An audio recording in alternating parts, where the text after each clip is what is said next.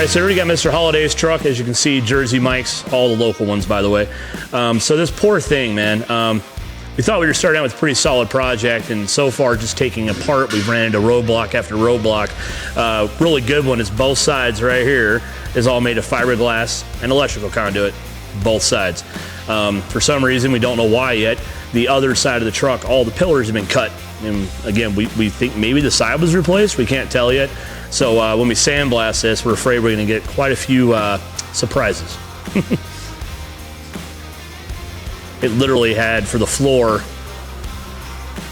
literal roofing, like shingles and tar. And I don't really know what they were thinking here when they cut the floor, but it honestly looks like a beaver chewed it out.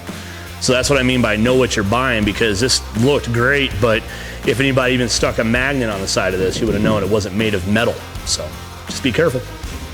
Okay, Hemi Swap continued. Actually, lots of small progress. So at this point, all the brake hoses have been fit to the car.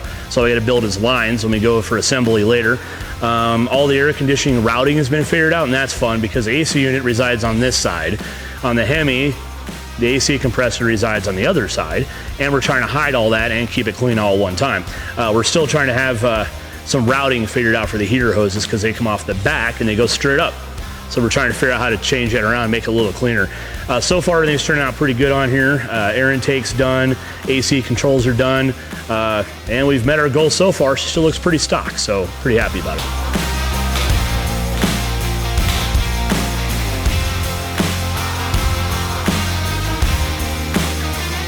So you guys have been following this one for a while. This is our 67 Le Mans with the big tires in the back. Remember the 1,000 horsepower plus LS3 we got in there. So you see going on, and James is actually getting ready to final fit the quarter. So we're actually getting ready to weld them in place. So what that means is we have to pull the quarter off, finish welding all the wheel wells, any structures, trunk drop down panels, anything else that needs wrapped up back there before they get final welded on. During that process, we'll actually paint places that will never see the sun again. So like certain sides of the wheel well, the structure, that stuff is all covered with surface frost on every car we come across because they're pretty much left bare metal from the factory. So we're gonna paint them, get all that covered up, stop that problem from here out. All right, so our Plymouth truck, we actually got a lot of progress on this thing. Chassis powder coated, ready to go back together for final assembly. Body, we've done as much as we're gonna. We're gonna leave the patina look on this. So we've painted the dashboard, the firewall, stuff like that. Anything interior-wise, anything under the hood, that's all been finished, and the bottom. So we've done coatings, lizard skin, inside and outside the cab. What we're not gonna do is touch the body in any way. We're leaving it rough on purpose, and hopefully soon we'll actually come around the corner on this and actually start putting it all the way together and start showing you what she's gonna look like.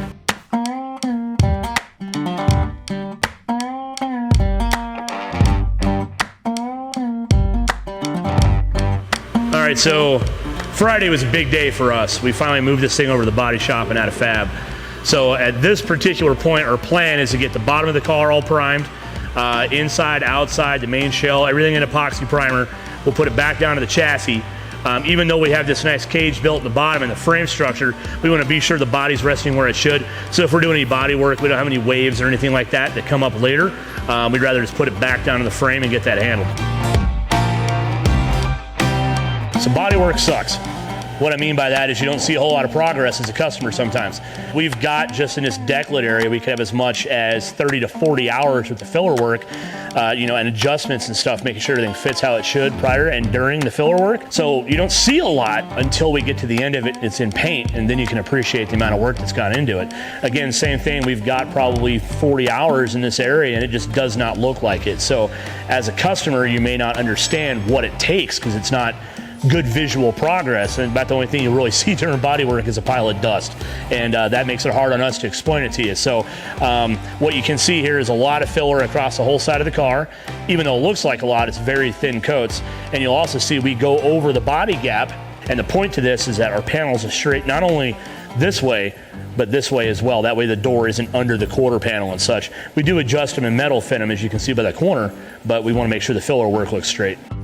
All right, this poor Mopar, I literally think it came off the bottom of Lake Michigan. Like every time we touch it, we find more rust in places that you have to build parts for. So like this whole pillar, everything on this lower section of the cowl is completely built from scratch because they don't make a patch panel for it. The quarters are about the only thing we get a patch panel for. We've had to make like the taillight panel, trunk panels, a lot of that stuff from scratch. We got lucky and found floors though, and we're in the middle of replacing the floors completely. We found huge sheets of fiberglass for floors.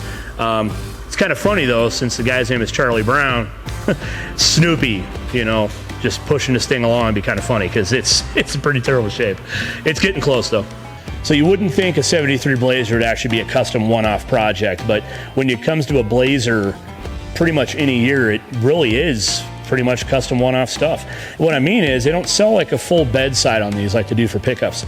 So our problem with this truck, if you've been keeping up, is it was covered in literal bed coating from tip to tail, top to bottom.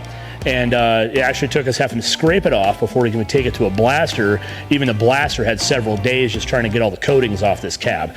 So what it covered was all these little rust holes were all filled in with body filler.